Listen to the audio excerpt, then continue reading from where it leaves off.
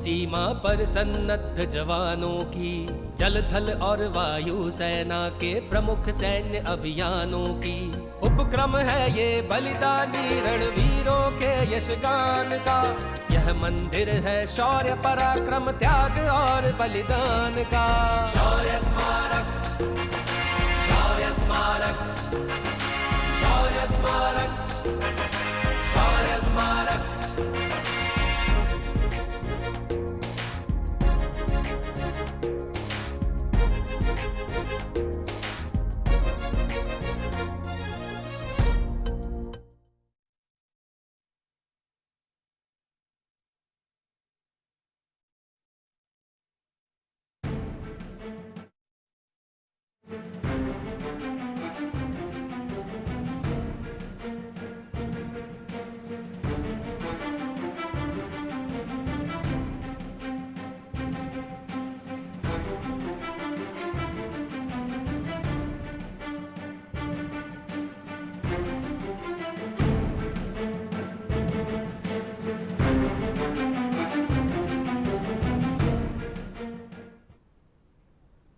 दर्शकों नमस्कार। निवेश कार्यक्रम में आपका बहुत बहुत स्वागत है। काम कोई भी हो, कोई भी देश हो, कोई भी नागरिक हो, हर नागरिक के लिए अपना देश और उस देश का कानून सर्वोपरि होता है। इसी के पालन से देश आगे बढ़ता है और हम भी सुरक्षित रहते हैं। निवेश के संबंध में भी कानूनी प्रावधान हैं। इन्वेस्टर्स के लिए क्या क्या कानूनी प्रावधान हमारे देश में हैं, आइए आज इसी विषय पर बात करते हैं हमारे विशेषज्ञ से।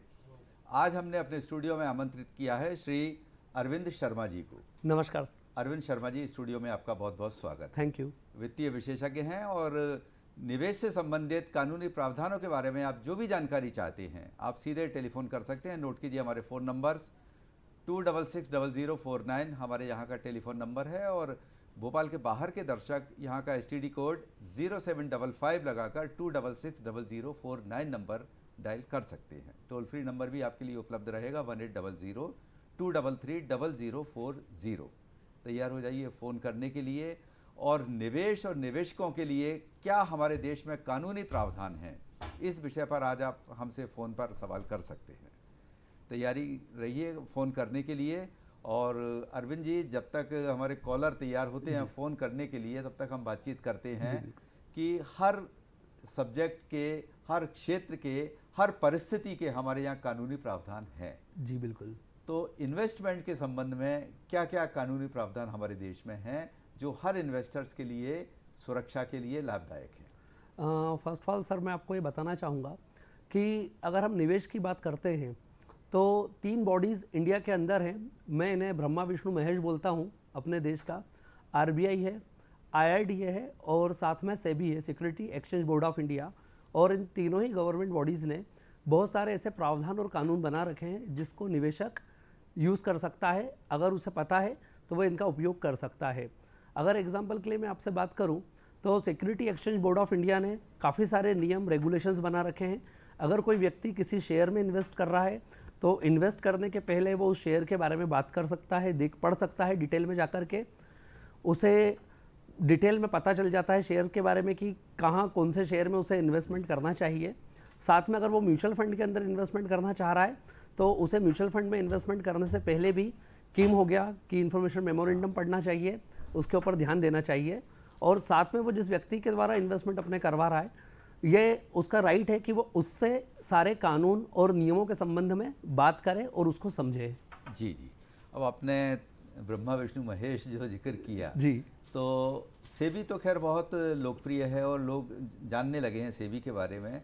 बाकी और जो संस्थाएं हैं वो किस तरह से कानूनी मदद करती हैं? सर, अगर हम बात करें RBI की, रिजर्व बैंक ऑफ इंडिया, तो reserve bank of India Bharat की जितनी भी नेशनलाइज प्राइवेट बैंक है, पेमेंट बैंक है, उन सभी को कंट्रोल करती है।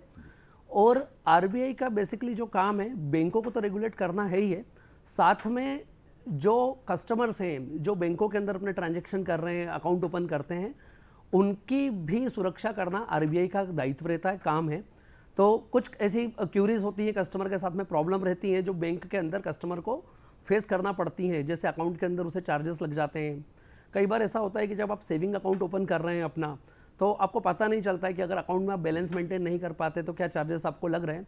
तो इनसे रिलेटेड चीज़ों को आप आरबीआई के अंदर रिजॉल्व कर सकते हैं। इसकी पूरी एक प्रोसेस है, आप डायरेक्ट आरबीआई में नहीं जा सकते हैं। तो आरबीआई ने इसके लिए बैंक के अंदर इसका एक कंप्लायंस डिवीज़न बना रखा है, जहाँ पे सबसे पहले आप बैंक के कंप्लायंस के अंदर बात करते हैं और वहाँ पर बैंक उन कंप्लायंस और उन क्यूरीज को आरबीआई टाइम टाइम पे निरीक्षण करता है कि अरविंद जी, ऐसे कौन कौन से कानूनी प्रावधान हैं जो हर निवेशक को समझना बहुत ज़रूरी है? सर देखिए, निवेश करने के पहले केवाईसी एक चीज़ हो गई कि जब भी हम कोई निवेश करते हैं, फिर भले वो बैंक में अकाउंट खुलाना हो, म्यूचुअल फंड हो, तो उन्हें अपनी केवाईसी पूरी प्रॉपर तरीके से करना चाहिए। केवाईसी में उनका पैन कार्ड, आधार कार्ड लिंक होना चाहिए आपस में। इसके अलावा जब वो केवाईसी फॉर्म भर रहे हैं तो उनका एड्रेस हो गया, मोबाइल नंबर हो गया, ईमेल आईडी हो गया, मैंडेटरी रूप में उन्हें ये उसके अंदर देना चाहिए। अगर आप ये चीज़ें नहीं देते हैं, जो भेद दिखने में बहुत छोटी हैं, तो आगे चल के आप बहुत ज़्यादा परेशानी का सामना करते हैं। ई केवाईसी चालू हो गई हैं, तो ई केवाईसी किस तरह से कराया जाएगा उसको लिंक उसमें? सर ई केवाईसी के अंदर भी डिजिटली सारी डिटेल ली जाती है, जहाँ पे उनका थंब लगता है। आधार बेस्ड केवाईसी होती है, जहाँ पे आधार और जो मोबाइल नंबर रजिस्टर्ड है वो ओटीपी आता है और ओटीपी के द्वारा वो केवाईसी हो जाती है। इसमें निवेशक को एक विशेष रूप से ध्यान रखना चाहिए कि अपने आधार के साथ में वे अपना मोबाइल नंबर एक फिक्स रखें। कई बार लोग क्या करते हैं कि आधार का नंबर अलग होता है और जो करंट मोबाइल वो यूज़ कर रहे हैं वो अलग हो जाता है। जी। अच्छा, आजकल जैसे हम कोई भी किसी कंपनी के इन्वेस्टमेंट करते हैं, या ख़ास तौर से बीमा क्षेत्र में ज़्यादा देखा जाता है, जब कोई भी पॉलिसी लेते हैं या कुछ भी हैं, तो एजेंट या जो आते हैं वो बता देते हैं और उस पर भरोसा करके हम सिर्फ साइन कर देते हैं। वो बोलते भी हैं कि आप तो फ़ोटो दे दो, साइन कर दीजिए इस पे। लेकिन उसके टर्म्स कंडीशंस बहुत लंबी चौड़ी लिखी रहती है, बट वो कोई शायद पढ़ नहीं पाता है। सर अगर सच बताऊं तो मैंने भी आज तक नहीं पढ़ी है, क्योंकि टर्म्स एंड कंडीशन इतनी बारीक होती है और इतनी डिटेल होती है कि अमूमन एक आम आदमी उसे पढ़ नहीं सकता है। अब मान लीजिए उसको नहीं पढ़ पा रहे, तो उनको क्लियर कैसे करें, उनका स्पष्टीकरण कैसे आए कि क्या क्या इनकी शर्तें हैं? क्या किसी से पूछने पर वो बताएगा, संबंधित अधिकारी, कर्मचारी? क्योंकि एजेंट तो वो उतने खुल के नहीं बता नहीं पाते। सर देखिए, इसका सबसे बढ़िया तरीका होता है कि जब भी आप उसका फॉर्म भर रहे हैं तो आप कोशिश करें कि वो फॉर्म पूरा आप अपने सामने भरवाएं। बेसिक टर्म्स कंडीशन उसके ब्रोशर्स में भी लिखी होती है, जिसे आप आसानी से पढ़ सकते हैं। तो ब्रोशर को आप पढ़ लें, और अगर आपको फिर भी लग रहा है तो आप कस्टमर केयर सर्विस नंबर पर फ़ोन लगा सकते हैं और संबंधित प्रोडक्ट से रिलेटेड बात वहाँ पर जान सकते हैं। इसके अलावा मैं यहाँ पर एक बात और बताना चाहूँगा कि जब आपकी पॉलिसी बनकर के आती है तो आईआईडीए ने विशेष रूप से ये चीज़ करी है कि जो प्रपोजल फॉर्म भरा गया है उसकी एक कॉपी उस पॉलिसी बॉन्ड के साथ लग करके आती है। तो आप पॉलिसी रिसीव हम यहाँ स्क्रीन पर दर्शकों के लिए दिखा रहे हैं, आप मॉनिटर पर देख सकते हैं उसको, कि इस तरह से पूरी कानूनी ये प्रावधान है और किस तरह के रास्ते हैं, आप इस इमेज में साफ आप देख सकते हैं जी। और आप इसके थ्रू अगर आपको ऐसा लग रहा है कि आपको वहाँ पे कोई दिक्कत आ रही है तो आप उसकी कंप्लेंट कर सकते हैं। और पॉलिसीज़ के केस में 15 दिन का टाइम पीरियड होता है, जहाँ पे आप अपनी पॉलिसी का पैसा वापस उस कंपनी से बगैर किसी चार्ज के वापस ले सकते हैं। जी। जब पॉलिसी इनकैशमेंट का टाइम आता है या क्लेम सेटलमेंट का टाइम आता है, तो वहाँ उसके काफ़ी समस्याएं आ जाती हैं उनको, सर, जिनके बारे में कभी पॉलिसी होल्डर ने सोचा नहीं था। कई ऐसे सवालात उसके सामने आ जाते हैं, तो वो कैसे हम उसको क्लियर रखें पहले से ही, कि हमें पहले से पता हो कि जब क्लेम सेटलमेंट का टाइम आएगा तो हमें ये सारे डॉक्यूमेंट्स तैयार रखना है। सर देखिए, बहुत अच्छा क्वेश्चन आपने पूछा है। अधिकांश लोग इस चीज़ से जूझते हैं। पॉलिसी तो वो ले लेते हैं, स्पेशली हेल्थ इंश्योरेंस में काफ़ी देखने को मिलता है। तो इसका सबसे बढ़िया तरीका है कि जब आप पॉलिसी ले रहे हैं उसी समय आप टर्म्स कंडीशन रखें। और सबसे बड़ी ज़रूरी चीज़ होती है कि शायद आपके एडवाइज़र या एजेंट नहीं बताएं डिटेल, पर आप फॉर्म के अंदर अपनी सारी वस्तु स्थिति सत्य उसमें डालें। क्योंकि इंश्योरेंस का एक सबसे पहला सिद्धांत होता है परम सद्भावना का सिद्धांत, एटमॉस गुड फेथ जिसे हम कहते हैं। तो अगर वहाँ पे गलती हो जाती है कि कोई डिटेल आपने गलती से गलत डाल दी है या कुछ छूट गई है, तो इंश्योरेंस कंपनियाँ उसी बेस पे क्लेम रिजेक्ट करती हैं। और अगर फिर भी आपके इंश्योरेंस पॉलिसी के अंदर कहीं पे कुछ छूट जाती है या क्लेम आपको नहीं मिल रहा है, तो आईआईडीए ने प्रावधान दिया है कि आप उसकी कंप्लेंट कर सकते हैं, ओम्बड्समैन ऑफिसर में जा सकते हैं, और वहाँ भी अगर बात नहीं बन रही है तो आप सीधा आईआईडीए को इससे रिलेटेड कंप्लेंट कर सकते हैं। जी। अरविंद जी, एक होता है investor education and protection fund, जी, है ना, जिसे आईईपीएफ कहते हैं शॉर्ट में। जी, ये क्या होता है और ये किस तरह से उनको रास्ता क्लियर करता है कानूनी तौर पे इन्वेस्टर्स के लिए? क्या एजुकेट करता है, किस तरह की जागरूकता के कार्यक्रम हैं, क्या इस तरह के कार्यक्रम भी होते हैं हमारे यहाँ? हाँ सर, बिल्कुल। आईईपी जो बना हुआ है, investor education and awareness program है, जी। और इसकी जो स्थापना हुई है यह सन 2016 सितंबर में हुई है, और इसका जो इनिशिएटिव है वो आरबीआई और सेबी ने मिलकर के लिया था। बेसिकली इसको बनाने के एक प्रमुख कारण ये था कि पहले ये होता था कि जब किसी व्यक्ति ने शेयर में इन्वेस्ट किया है और वो किसी कारण से उसके डिविडेंड का क्लेम नहीं ले पा रहा है, या उसका कोई बॉन्ड है जिसकी मैच्योरिटी आ गई है पर उसने उसका भी क्लेम नहीं लिया है, तो यह पैसा इंश्योरेंस कंपनियों के पास में रह जाता था और वे कंपनियां उसे काफ़ी लंबे टाइम तक अपने पास में रखती थी। तो अभी एक मैंडेटरी चीज़ ये कर दी है कि अगर 7 साल तक कोई क्लेम नहीं आता है डिविडेंड पे, वारंट के ऊपर, बॉन्ड के ऊपर, तो वो पूरा पैसा इन्वेस्टर एजुकेशन अवेयरनेस प्रोग्राम के अंदर चले जाता है, और वो पैसा जो ये बॉडी है ये अवेयरनेस एंड एजुकेशन में यूज़ करती है। जैसे जिंगल आप देखते हैं, जिंगल्स सुनते होंगे आप, ऐड आते हैं सेबी के थ्रू, तो ये उसी फंड के द्वारा अरविंद बनते जी, हैं। एक कॉलर हमसे जुड़ चुके हैं, हितेश थोमरे जी भोपाल से। Hello hello. हितेश जी, जी स्वागत है नमस्कार सर। कार्यक्रम में, सवाल कीजिए। सर मेरा ये सवाल था कि म्यूचुअल फंड केवाईसी में जो अभी नए नए संशोधन है उसके बारे में कुछ जानकारी दे पाएंगे? जी, थैंक यू। जी। देखिए, अभी म्यूचुअल फंड केवाईसी में कुछ संशोधन हुए हैं नए जो सेबी ने करे हैं। तो इसमें सबसे पहला और इम्पोर्टेंट संशोधन ये है कि 2022 के पहले जितनी भी केवाईसी आधार बेस बनी थी, मतलब जहाँ पे एड्रेस प्रूफ आधार को लिया गया था, तो उन्हें वापस से वेरीफाइड करवाना पड़ेगा, और इसकी डेडलाइन जो दी गई है वो अगस्त मिड है। तो कोशिश करके अगर जिन लोगों ने अपनी केवाईसीज आधार बेस करवाई हैं वे वापस से अपनी केवाईसीज को वैलिडेट करवा लें, नहीं तो उनके फोलियो आगे जाके फ्रीज हो सकते हैं। दूसरा एक जो बड़ा संशोधन है कि पहले जब इन्वेस्टमेंट होते थे तो लोग अपने फोलियो में नॉमिनी का नाम नहीं डालते थे, तो नॉमिनी जिन्होंने अपने फोलियो में नहीं कराए तो उसकी संशोधन की जो दिनांक दी गई है वो 30 सितंबर है। तो 30 सितंबर तक अगर आपके फोलियो में इन्वेस्टमेंट में नॉमिनी नहीं है तो आपको उन्हें भी अपडेट करवा लेना चाहिए, नहीं तो आपके फोलियो उसमें फ्रीज हो सकते हैं। सवाल करने के लिए धन्यवाद। अरविंद जी, हम एजुकेशन और अवेयरनेस की बात कर रहे थे, तो इन्वेस्टर्स अवेयरनेस के लिए किस तरह की गतिविधियां संचालित की जाती हैं? सर, इसके लिए इन्वेस्टर अवेयरनेस प्रोग्राम होते हैं जो अलग अलग ऑर्गेनाइजेशन के अंदर से भी कंडक्ट करवाता है। म्यूचुअल फंड के अंदर इसमें जो म्यूचुअल फंड कंपनी होती हैं उनके पास में भी कुछ फंड्स होते हैं जिससे वे इन्वेस्टर अवेयरनेस प्रोग्राम करते हैं, और ये ओपन फोरम प्रोग्राम होते हैं जिसको सेबी के द्वारा कंडक्ट करवाया जाता है। तो अगर कोई निवेशक इन प्रोग्राम में जाना चाहता है तो सेबी की वेबसाइट पर उसे इसकी लिस्ट मिल सकती है कि उसके शहर में प्रोग्राम कब हो रहा है, और वो जहाँ के इसे अटेंड कर सकता है। और बेसिक डिटेल जो निवेश को लेकर के है, सेविंग को लेकर के है, अपनी जागरूकता बढ़ाना चाहता है तो उसे वहाँ पे ये सारी डिटेल मिलती है। इन्वेस्टर प्रोटेक्शन फंड क्या होता है? Sir, investor protection fund basically investor IPF जैसा बनाया गया है, वो इन्वेस्टर को प्रोटेक्ट करने के लिए आरबीआई एंड सेबी ने मिलकर के बनाया है, जिसके अंदर अगर मान लीजिए कल इन्वेस्टर को कोई उसके हितों से रिलेटेड कोई हानि होती है तो वहाँ से उसे इस पेमेंट को दिया जाता है इन्वेस्टर प्रोटेक्शन फंड के अंदर से, बट उसके लिए वैलिड एविडेंस और प्रूफ इन्वेस्टर को वहाँ पर देना पड़ता है। प्रोसेस क्या रहती है? सर, इसकी 2 से 3 अलग अलग प्रोसेस है कि ये देखना पड़ेगा कि वो जो उसको हानि हुई है वो कहाँ से है, क्या वो सिक्योरिटी से हो रही है, मतलब शेयर बाजार से है, म्यूचुअल फंड से, तो उससे इसके लिए सेबी को कंप्लेंट करना पड़ेगी जी। सेबी को वो स्कोर में जाकर के कंप्लेंट कर सकता है, और वहाँ उसकी कंप्लेंट का निदान होता है सारी चीज़ों के ऊपर, और वहाँ पे अगर ये पाया जाता है कि वास्तव में इस इन्वेस्टर को हानि हुई है, अगर उसने उसके वैलिड एविडेंस प्रोवाइड करे हैं तो उसको वहाँ पर पेमेंट्स और रिकवरीज जो होती है और कंपनीज को फाइन भी लगा करके दिया जाता है। जी। अच्छा, और नॉमिनी की आपने बात की, ये बहुत ज़रूरी होता है नॉमिनेशन। अक्सर लोग भूल जाते हैं या पहले नहीं कर पाते थे, लेकिन और बाद में जब सेटलमेंट का टाइम आता है तो बहुत दिक्कत आती है जी। नॉमिनेशन कितना ज़रूरी है और उसको कंफर्म कैसे किया जाए? क्योंकि कई बार ऐसे भी उदाहरण आते हैं कि बैंक में नॉमिनेशन हम देते हैं लेकिन बैंक वालों के रिकॉर्ड में नहीं मिलता कई बार। बिल्कुल, आपने सही बात बोली सर। तो वहाँ फिर वो जो अकाउंट होल्डर है उपभोक्ता बहुत परेशान हो जाता है जी। और बैंक वाले हाथ उठा देते कि नहीं साहब हमारे पास है ही नहीं, देखी, जबकि गलती वहाँ से होती है जी। ऐसे में कैसे उसको कंफर्म किया जाए और कैसे आश्वस्त हुआ जाए कि नॉमिनेशन हमारा सही है?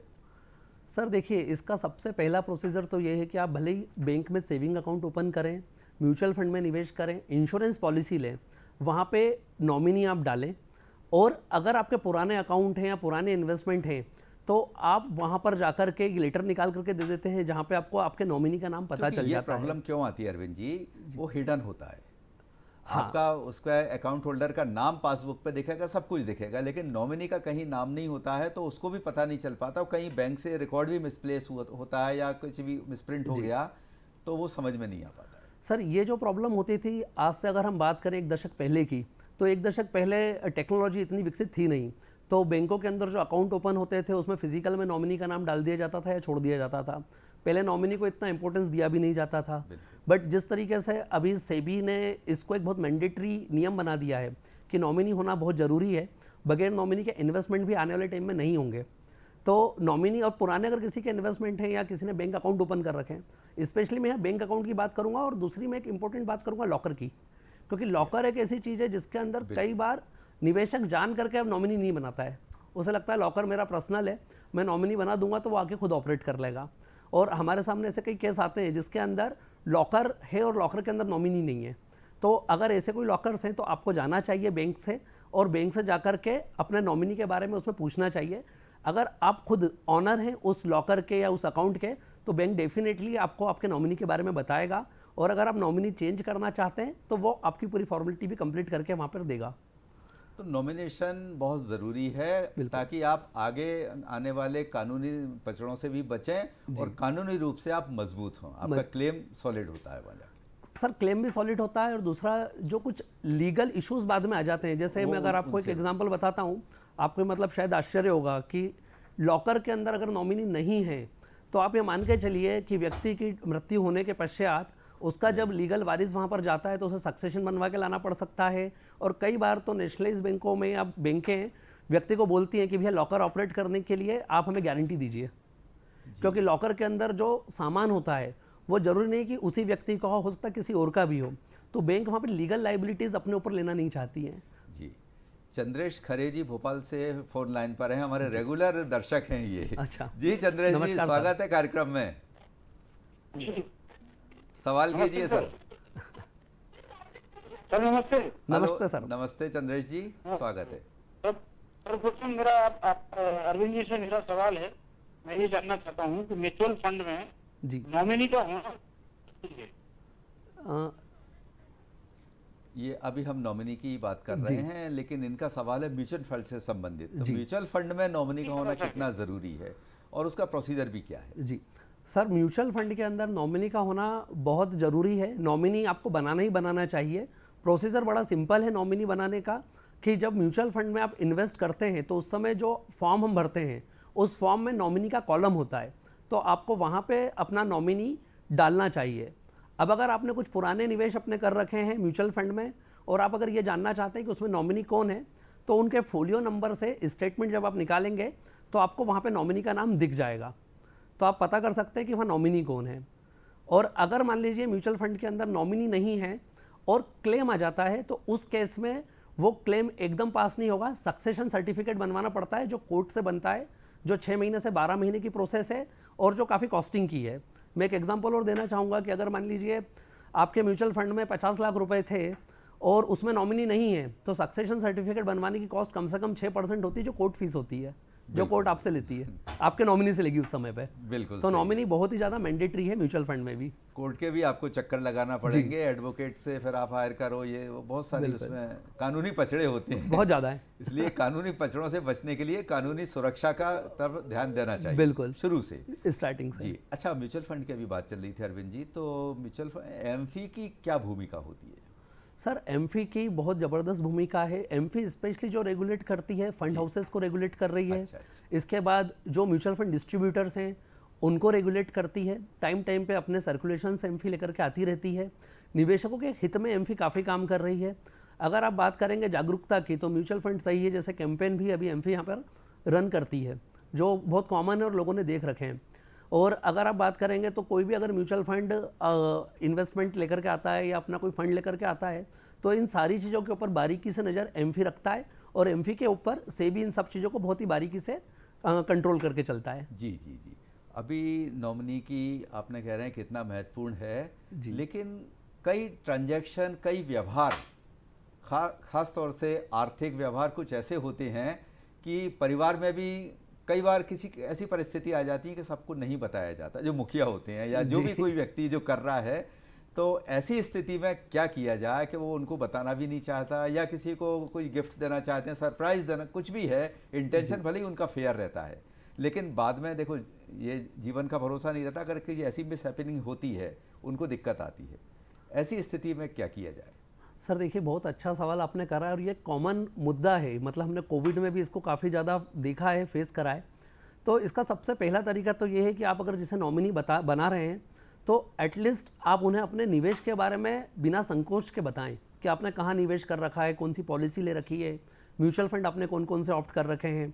फिर भी अगर आपको ऐसा लगता है कभी दुविधा आपको आ रही है तो इसका मैं एक सरल सा यहाँ सॉल्यूशन आपको देना चाहूँगा कि आप कुछ मत कीजिए, अपना एक लॉकर रखिए और लॉकर के अंदर अपने सारे ओरिजिनल पेपर का बंच बना करके रखिए।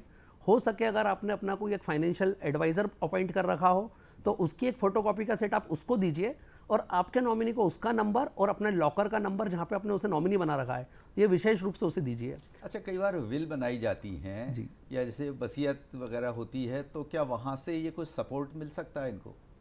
मान लीजिए नॉमिनी ने कहीं मिस हो रहा है या कहीं कोई गड़बड़ हो गई है, तो क्या वसीयत के आधार पर वो उसको रास्ता उसका क्लियर होगा, उसका जो भी उत्तराधिकारी है? जी देखिए, अगर वसीयत बना रखी है और वो रजिस्टर्ड विल है तो अगर नॉमिनी नहीं भी है तो भी काम हो जाएगा। मतलब आप यह समझिए कि नॉमिनी से ऊपर जो होता है वो वसीयत होती है, विल होती है। तो हमारे अमूमन एक और गलतफहमी कि लोग विल नहीं बनाते हैं, तो विल हर व्यक्ति को अपनी बना करके रखनी चाहिए और अगर हो सके तो उसे रजिस्टर्ड बना के रखें। तो रजिस्टर्ड विल अगर बनी हुई है और किसी केस में ऐसा हो जाता है कि नॉमिनी नहीं है तो वहाँ पे बगैर सक्सेशन लेटर के सिर्फ विल के बेस पे भी आप अपना क्लेम वहाँ से पास, मतलब अपना जो नॉमिनी को पेमेंट चाहिए वो पेमेंट वहाँ से नॉमिनी को मिल जाता है। अरविंद जी, विल के बारे में भी थोड़ा सा विस्तार से दर्शकों को बताएं कि विल कैसे बनवाना चाहिए और क्या उसका उद्देश्य होना चाहिए, क्या प्रोसीजर होना चाहिए? जी देखिए, जैसा आपने विल के बारे में पूछा है तो मैं यहाँ एक चीज़ और आपको बताना चाहूँगा कि नॉमिनी हर फाइनेंशियल इन्वेस्टमेंट में हमें रखना चाहिए। बट कुछ इन्वेस्टमेंट निवेश ऐसे होते हैं जैसे प्रॉपर्टी हो गई, तो रजिस्ट्री के अंदर आपका नॉमिनी नहीं होता है ना, खासकर रियल एस्टेट की बात आती है तो उसमें बहुत ज़रूरी है, तो उसमें नॉमिनी होता ही नहीं है। और अगर व्यक्ति नहीं रहता है तो उसके बाद उसको ट्रांसफ़र कराने की प्रोसीजर बहुत महंगी पड़ जाती है। तो विल हर व्यक्ति को बनाना चाहिए। 2 से 3 मिथ होते हैं विल को लेकर के हर व्यक्ति में कि अभी मेरी उम्र नहीं है तो मैं विल नहीं बनाऊंगा, मैं विल तो जब बहुत ज़्यादा असेट इकट्ठी कर लूँगा तब बनाऊंगा। तो ये मिथ है, आप इनको हटा दीजिए। आपके पास जो भी असेट हो करेंट उसका विल बना करके रखिए। अगर लगे तो हर 3 साल 4 साल में आप उसको मॉडिफाई करते जाएं, क्योंकि विल के केस में जो सबसे आखिरी विल होगी आपकी वही विल माननी होती है। और विल होने से बाद में आपके जो नॉमिनी है, स्पेशली अगर कोई प्रॉपर्टी से रिलेटेड या वित्तीय से रिलेटेड कोई मुद्दा उलझता है तो वहाँ पे विल आपको बहुत ज़्यादा सपोर्ट करती है। और विल बनाते वक्त आपको 2-3 चीज़ों का विशेष रूप से ध्यान रखना चाहिए कि मेंटल स्टेटस सही हो, विल किसी के दबाव में ना बने, और एक चीज़ का विशेष आप ध्यान रखें कि विल में आप जिसको अपना उत्तराधिकारी बना रहे हैं उसको विल के अंदर आप विटनेस ना बनाएं, नहीं तो विल कई बार अमान्य हो जाती है। कई बार लोग गलती कर देते हैं कि मैंने अगर मेरे पुत्र को विटनेस और उत्तराधिकारी दोनों अलग अलग होना चाहिए, गवाह और उत्तराधिकारी दोनों अलग अलग होना चाहिए विल के अंदर। तो गवाह क्या परिवार से ही होना चाहिए या थर्ड पार्टी कोई भी हो सकती है उसकी? वैसे तो गवाह थर्ड पार्टी होना चाहिए, जैसे मित्र हो सकते हैं, आपका कोई अगर लॉयर है वो हो सकते हैं, वित्तीय सलाहकार आपके हो सकते हैं। और इसके अलावा विल के अंदर विल को एग्जीक्यूट करवाने वाला एक एग्जीक्यूटर होना चाहिए। अब एग्जीक्यूटर भी आप चाहें तो बाहर का लें तो ज़्यादा अच्छा है, इसमें आप लॉयर्स को भी ले सकते हैं। अगर आप किसी कई बार इस वाली विल बनवा ली है जी तो उसको रजिस्टर्ड नहीं करवा पाते जी, तो रजिस्टर्ड के बिना विल की कोई मान्यता है या नहीं है? सर अगर लीगली देखेंगे तो बगैर रजिस्टर्ड विल अगर वो मैंने एक पेपर के ऊपर भी बनाई है, उसमें 2 विटनेस हैं और मैंने साइन कराए, तो उसकी उतनी मान्यता है जितनी रजिस्टर्ड विल की है। बट यहाँ पर मैं एक चीज़ थोड़ा सा क्लियर करना चाहूँगा, जब हम फाइनेंशियल इंस्टीट्यूशंस की बात करते हैं जैसे बैंक हो गया, म्यूचुअल फंड हाउस हो गए, तो वहाँ पर वे लोग इनिशियल फेज में नॉन रजिस्टर्ड विल एक्सेप्ट नहीं करते हैं अगर नॉमिनी नहीं है तो। दूसरा, अगर हम प्रॉपर्टी की भी बात करें तो और व्यक्ति के ना रहने के बाद कोई उस विल के थ्रू प्रॉपर्टी सेल करना चाहता है तो रजिस्टर्ड विल ही वहाँ काम आती है। तो कोशिश करके हो सके तो रजिस्टर्ड विल बनाएं, और अगर आप रजिस्टर्ड नहीं भी करवा पा रहे हैं तो अनरजिस्टर्ड विल भी आपकी वहाँ पर काम कर जाती है। जी जी। अच्छा, ऐसी स्थिति में बड़े संक्षेप में बताइए कि फाइनेंशियल एडवाइज़र आपके किस तरह से मददगार हो सकते हैं? जी, ऐसी विवाद की स्थिति में बड़े संक्षेप में बताइए, कार्यक्रम समाप्ति की ओर है। सर बहुत अच्छा क्वेश्चन है ये। फाइनेंशियल एडवाइज़र हर प्रकार से आपकी हेल्प करते हैं। बेसिकली अगर एक परमानेंट फाइनेंशियल एडवाइज़र आपके पास में है तो वो आपके फैमिली मेंबर्स को भी बहुत अच्छे से जानता है। जब इस प्रकार की कोई मिस हैपनिंग और होती है, आपके सारे व्यवहार उनकी जानकारी में रहते बिल्कुल, हैं। जी अरविंद जी, आपने जो सारगर्भित जानकारी दी, आप स्टूडियो में आए, बहुत बहुत धन्यवाद आपका। Thank you very much sir. दर्शकों, अगली बार नए विषय के साथ हम फिर हाजिर होंगे, तब तक के लिए नमस्कार। Thank you.